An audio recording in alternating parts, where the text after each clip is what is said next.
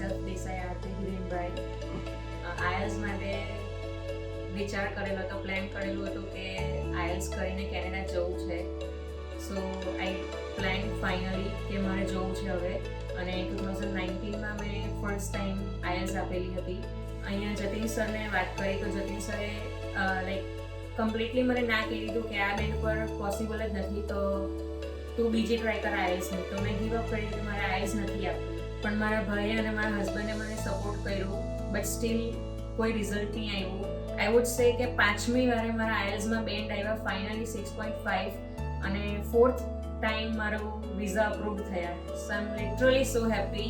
I can't even describe it in words. Thank you to Stride Study Abroad. Thank you Jatin sir.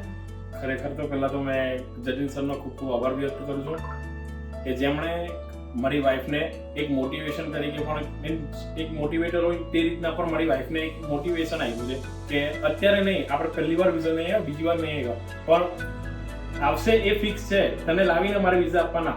સરે એટલું motivation આપ્યું હતું કે ના, મારે વિઝા લાવીને આપવાના છે, એ ફિક્સ છે.